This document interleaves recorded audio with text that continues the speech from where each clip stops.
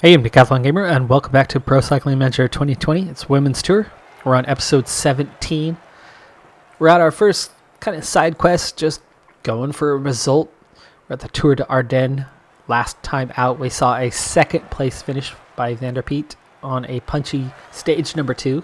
That's got her in a good position overall, though she's not actually sitting second overall. She is sitting 4th right now. But Ardennes, also in a good position, is 19th, 10 seconds down, finished 5th on the stage. There's about 35 riders left in contention for the GC, and I'm just aiming for a top 10, doing whatever we can. Stage 3, team time trial. Always fun. Got to keep an eye on the effort level. I've got 99 max effort from the team. It's 21K. I don't know if we can go 21K max effort. But if we're going to get a result in a race that doesn't matter, we got to go for it. So we're going to try to go for it. Van der Peet is the best, but if I push Van der Peet too hard, Van der Peet won't be among the 5 that make it to the end. Mama Lenti, I'm barely doing a very minor turn on, and actually I think I'm going to just drop Mama Lenti out of this. No reason to waste Mama Lenti, who is a 58. So we're second, just 8 seconds off the pace. At the first time check, there are at least 5 teams. It's about 8. Yeah, out of 9 teams, we are second right now. So far, so good. Ardennes is not going to have much left, but that's it. Ardennes done. That's going to be her last turn. Klaus just hanging on for now. Van der Peet, 5K to go. We might need to cut that down to... You know what? I think we're going to be okay. 4K. Ardennes has not recovered. Ardennes the first one that looks like Ardennes might get dropped. And that's not good for that overall. But Ardennes is tucked in. Van der Peet will be okay. She is slightly below, but she'll make up for that here in the last 1.6K. What I need, though, is Maxwell not... Oh, Ardennes fading. Van der Peet attacking here at the end. Mama Lenti catching up. We're okay, but Ardennes does lose a little bit of time. Third, 41 seconds down at the finish. So we did lose a little bit, but third out of 9 for us is fantastic. Can we hang on to something like that? We are 5th currently after 14 teams at the first checkpoint.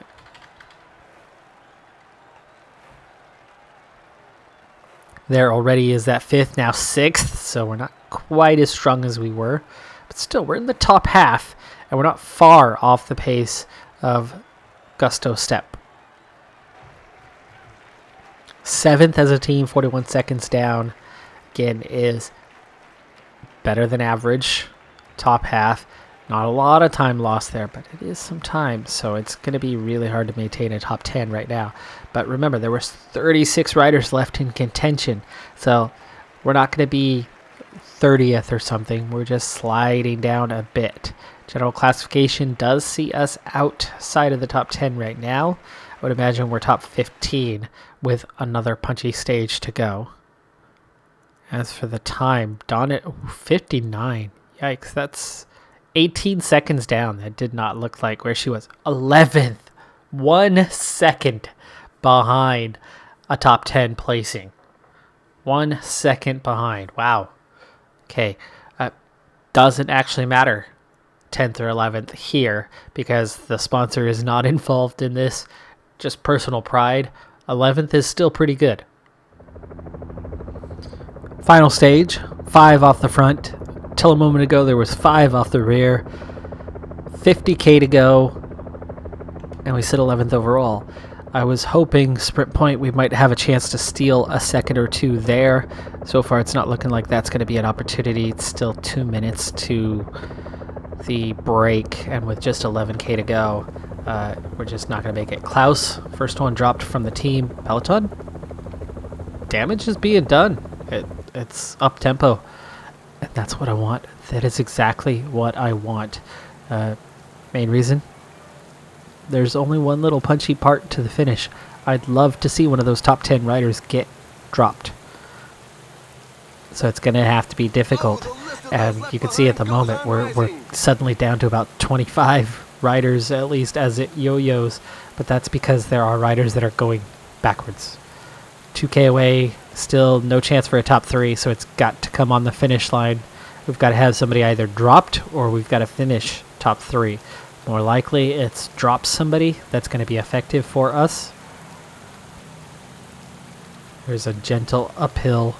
Damage being done now. Just 3 riders left off the front, under a minute. As we close in on them. And yes, see, tempo. Maxwell, Clevenger, both going backwards. Time to set them to auto. Donadin, Vanderpeet, Mamalenti are left. Mamalenti is pretty punchy. So we'll provide a good lead out for Vanderpeet and Donadin through that little climb. 53 now, chasing just 2.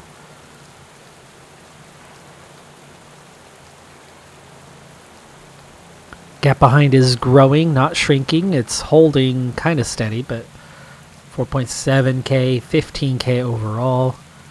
I'm going to line this up right now. Vanderpeet following Donadid, who sits 19th at 59 seconds. Mamalenti 513 down. But do I really care? Oh yeah, okay. No, they're similar. Donadid, Mamalenti. We're going to use you for the upcoming hill. For now, we line up behind you. And now as we approach it, a little up tempo. We're going to try to catch those 2 out.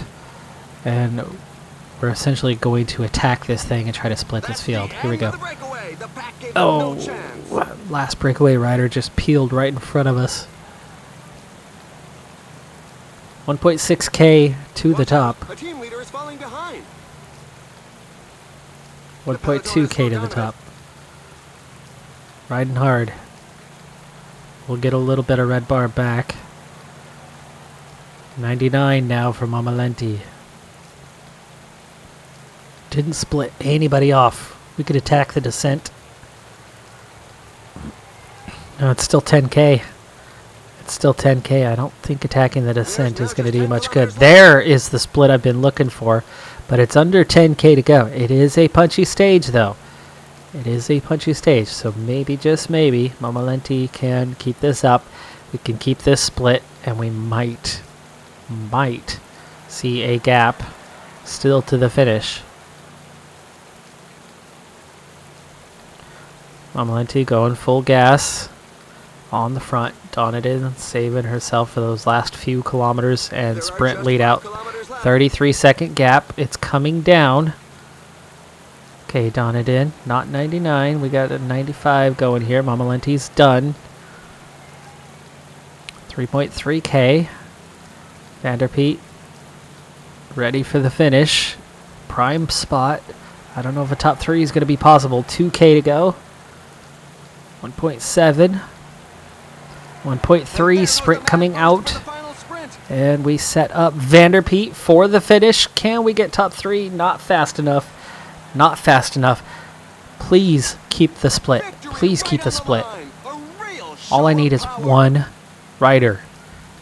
One single rider in the top 10 to not be in this group of 20.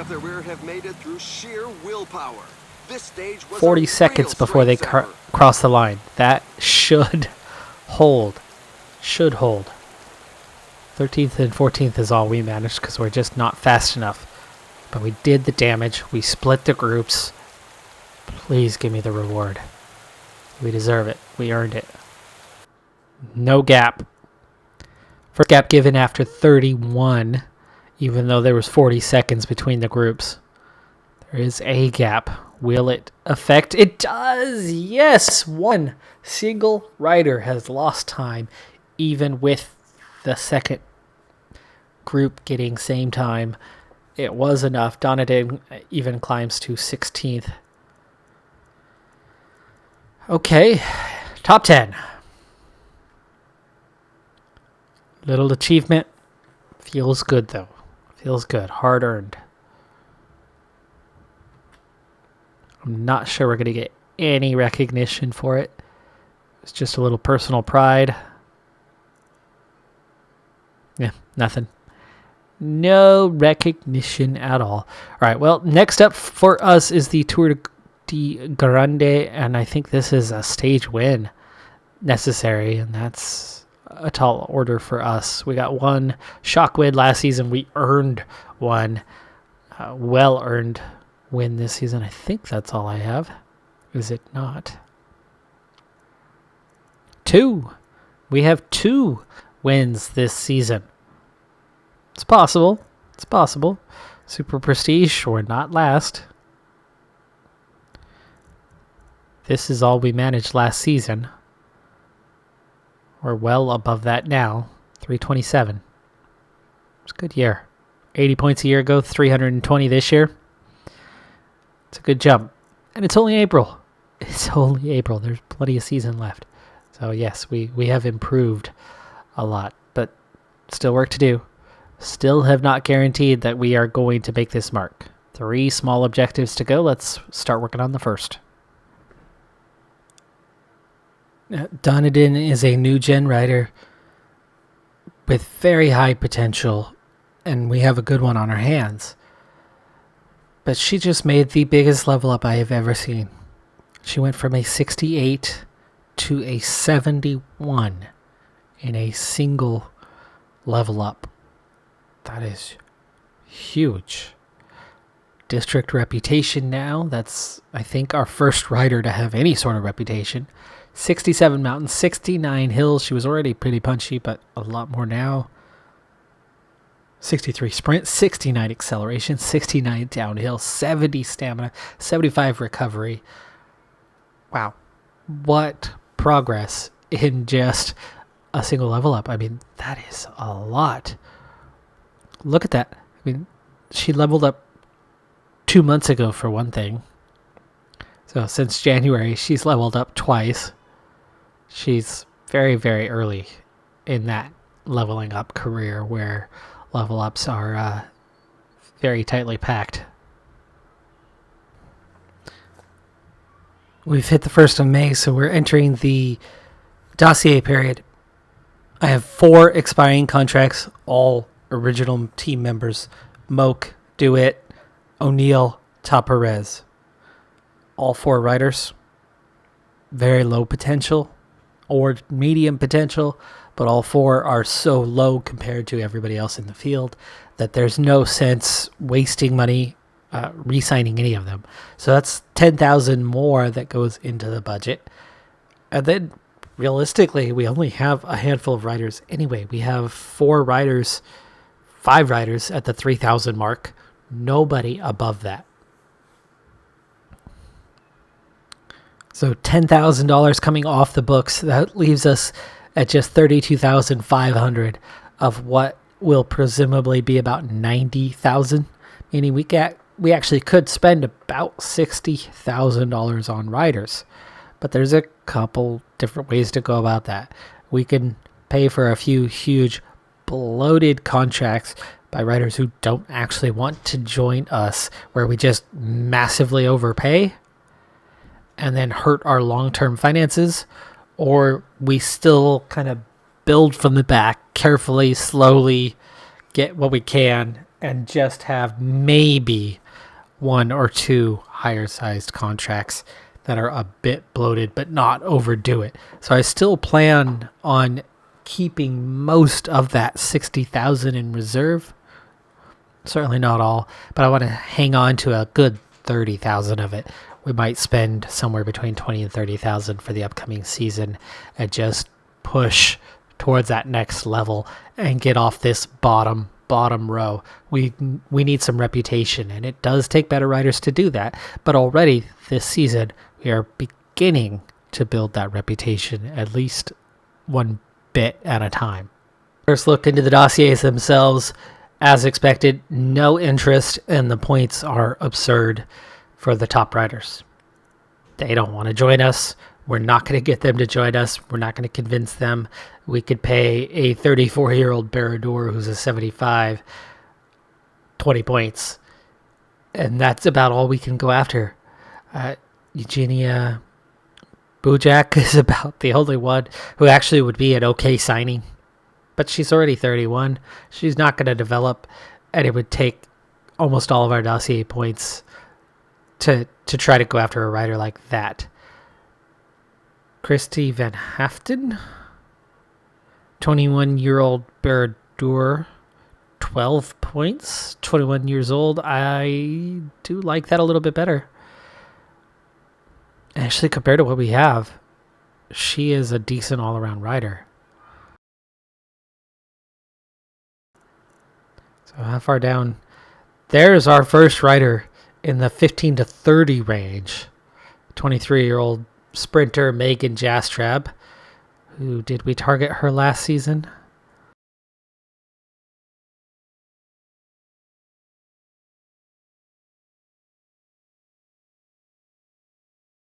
It's a little worrying that the rider who most wants to join us, Summer Moak, but the good thing actually, all four of them want to resign. They're already at 100%, so we don't have to waste any dossier space on the four riders with the expiring contracts. There is a tiny chance that we might be interested in re-signing somebody. We do have a 17-year-old sprinter in Olivia Cummins, 62 already. If she has high potential, she might be worth signing, so we'll go ahead and assign the scout. Build for the future. There are so many Baradeur riders, and that's it. That's it for the 100% list. I mean, it's right to the edge of this page, and then it's already into yellow, and it's still riders that are 60. That's it for the 75.99. He drops straight down to 60 and nothing but Baradeurs. Then we get to a little bit higher, some 64s. Melanie Beal.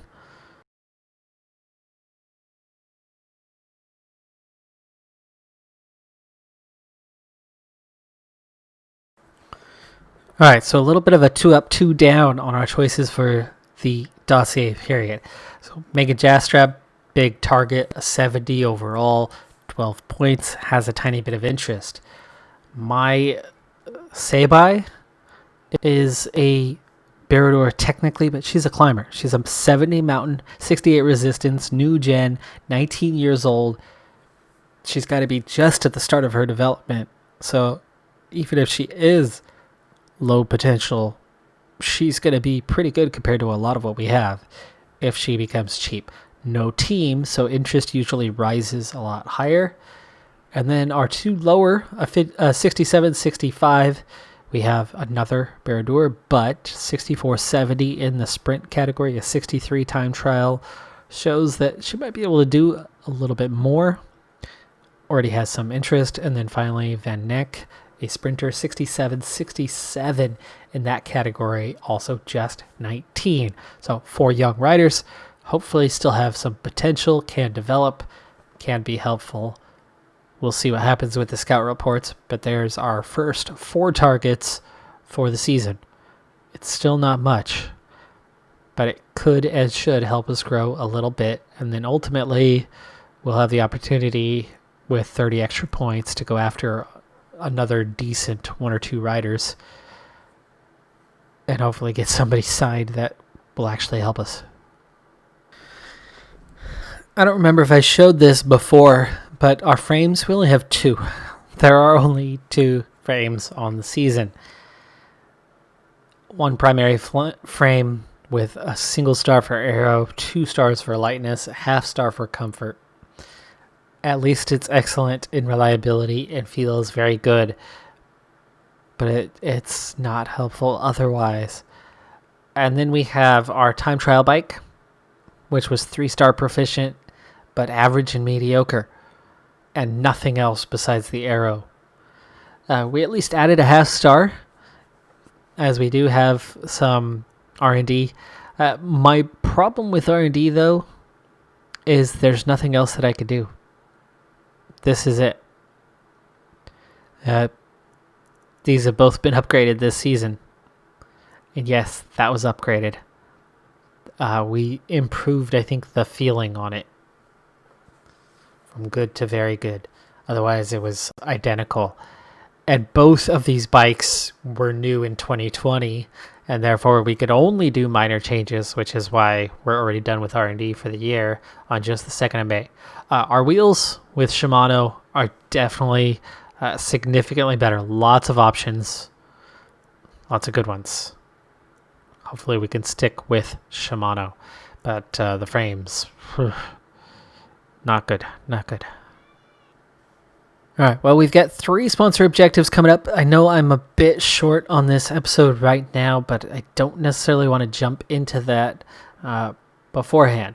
The only update in the riders has been Donadin with her triple level up, which I've seen doubles early in career.